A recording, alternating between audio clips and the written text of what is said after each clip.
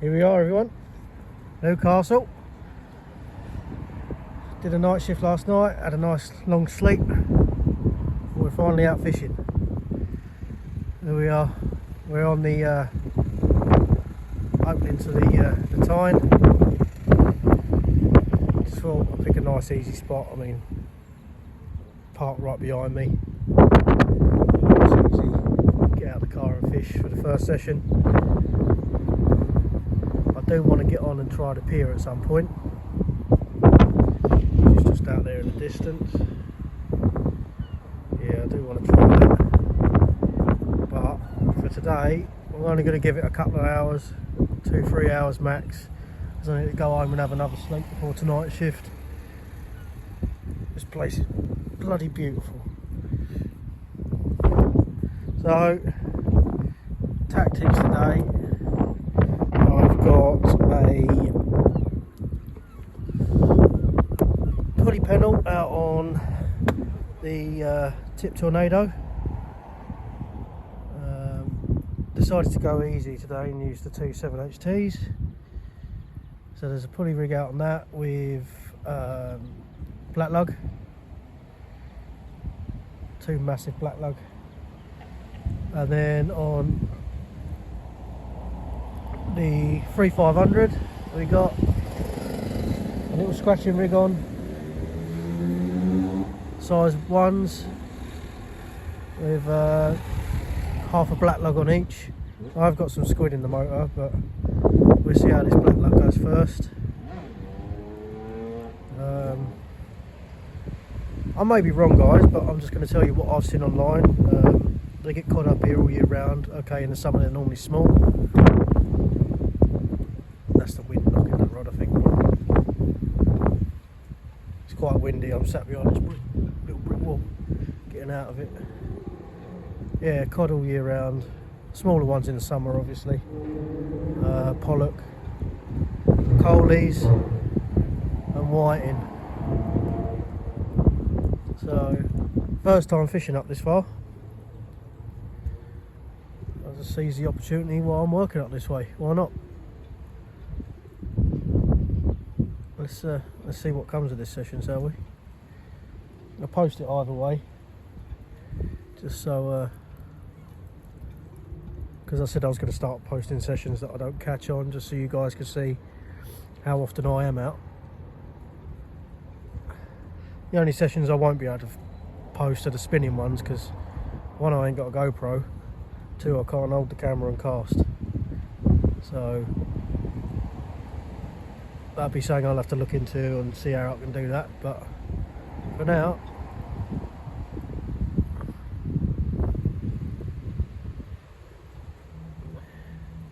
yeah, wind's died right back all of a sudden. Anyway, yeah. One thing I will say, up here, it's incredibly clean. I ain't seen any rubbish, especially along the coastal lines. Yeah. Hopefully something comes of this. Quite excited, actually. Oh, I'll bring it back. Nothing yet. Tried black lug. I've got a whole squid out now on the tip tornado. I've lost 2 rigs, and as you can see, changed over. The 3500 is a bit friendly with the wind, and Jesus, the size of that thing shows you how deep it is out there. Nice. Yeah, the 3500 is a bit wind happy, and with this tide running, it's extremely strong here, as you would expect from the mouth of a river. It's a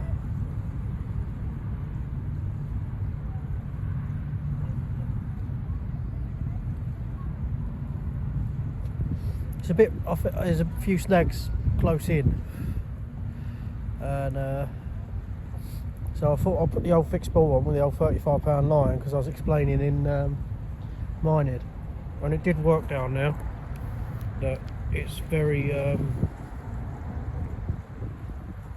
good at pulling out snags.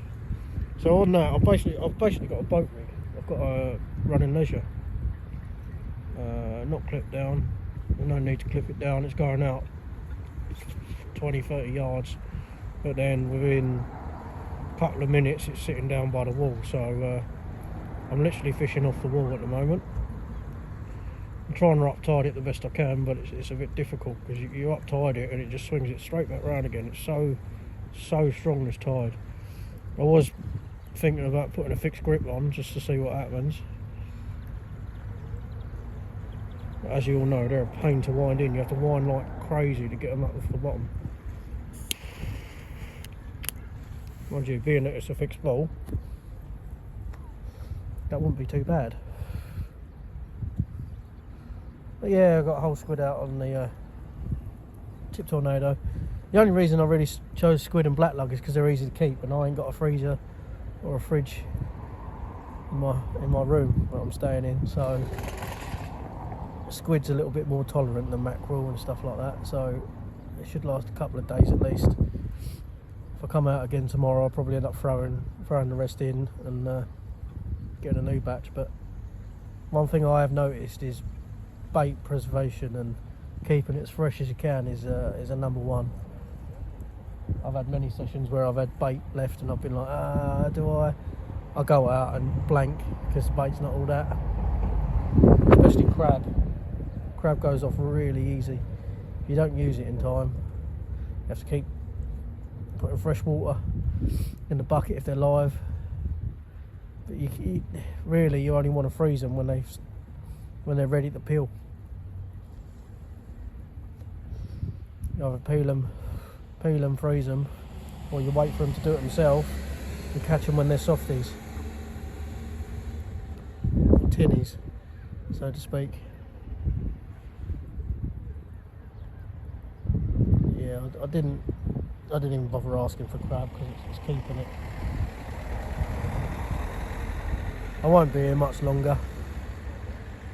It's going to be a really short video, unfortunately, and just listen to me gassing on. But I said I'd put the blanks up, and it don't matter how far up the country you go, you can always blank or down.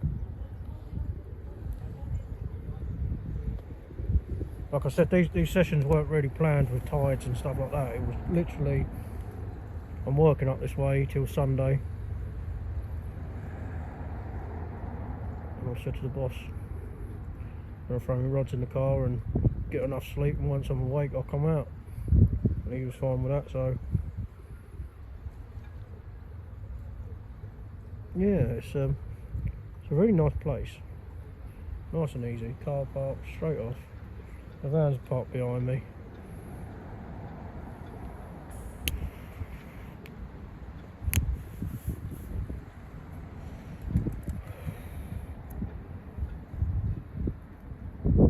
I'll probably give it another hour and then I'll head home. About 6:30 I'll head home, and then I'll go home, get a shower. Me and my colleague can go get some dinner before going back out.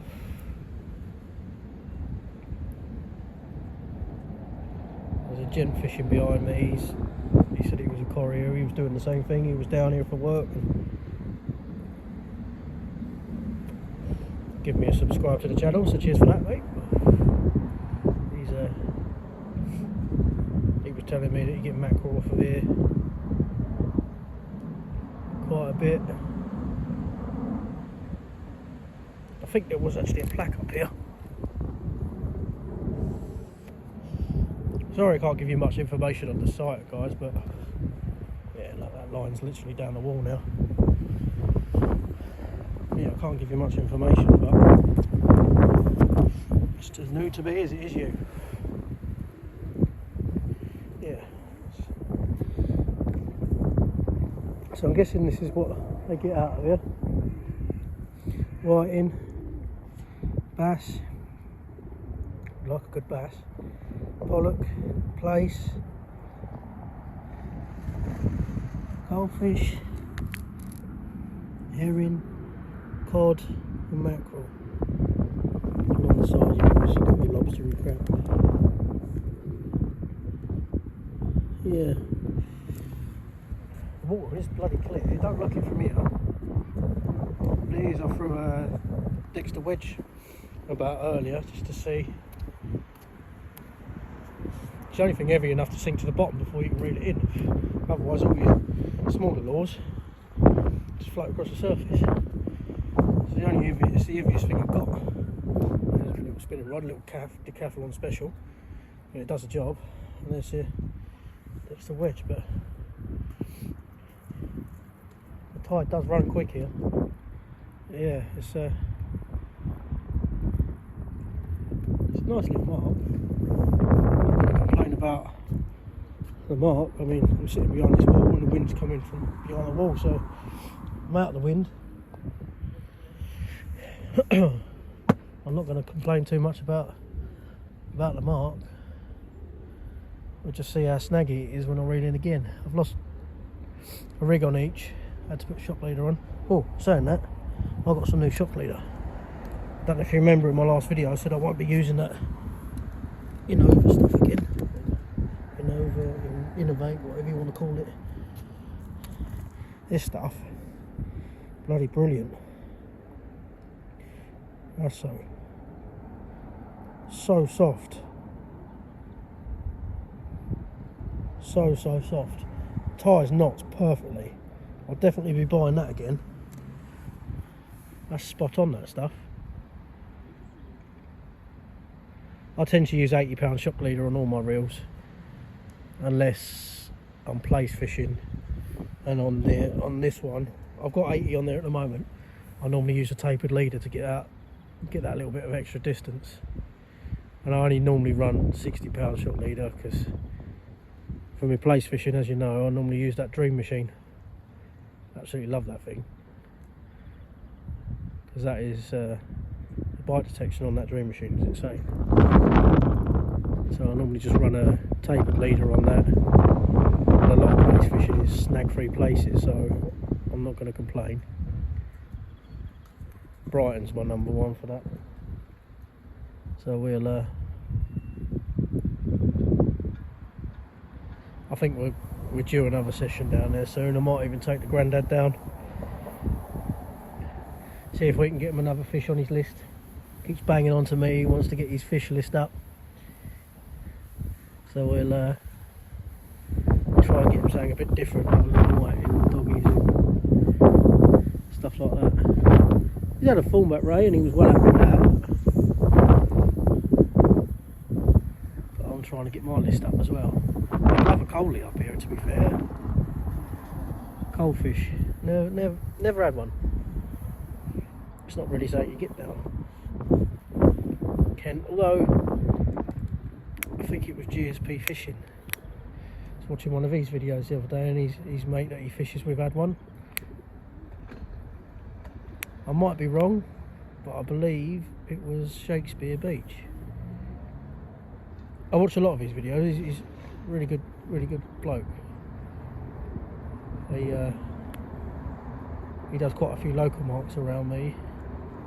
It's just nice to see what's coming out when and where. Personally, I've never fished Shakespeare Beach, but I'd like to.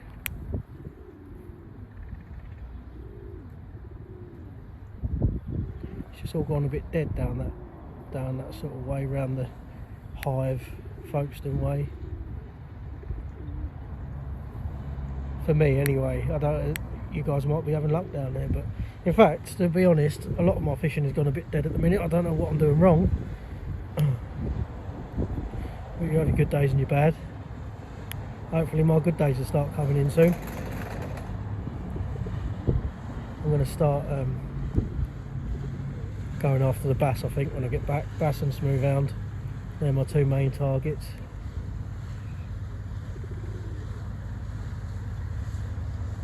That boat's very close, hopefully you don't hit my line.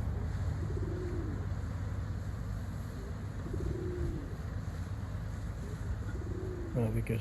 I'm right out in that channel in the middle where you see that boat.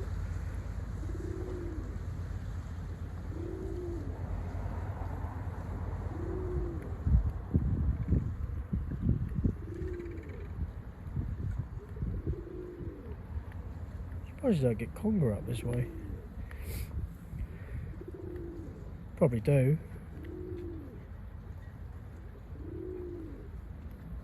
I do like a bit of conger fishing. It's one of them things that I never liked the idea of catching, and then once I got one I was like, yep, this is for me, I like this.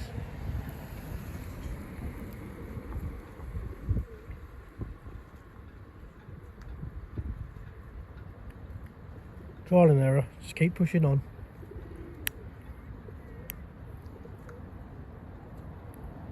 I'll try a few different marks up here during the week. I won't be able to get out too often, but I'll try a few different places. Just got to watch the tides. See what I'm doing. The winds, it is bloody windy up here.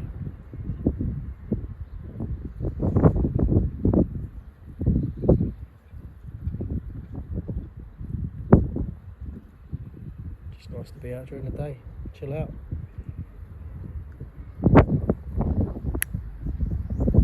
Hopefully, fingers crossed, we'll see something,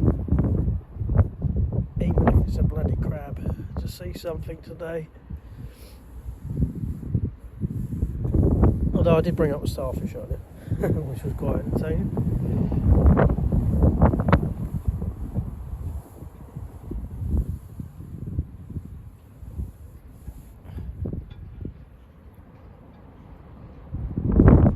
Right, I'll bring you guys back if anything happens.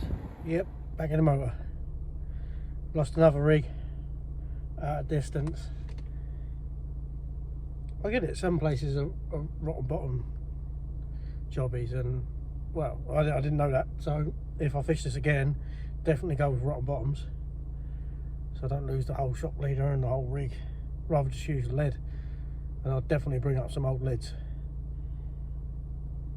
But yeah, tried.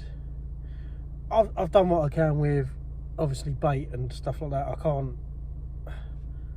can't keep fresh for too long. I can't keep mackerel very well, and when you buy it in a tackle shop, you normally buy 2 or 3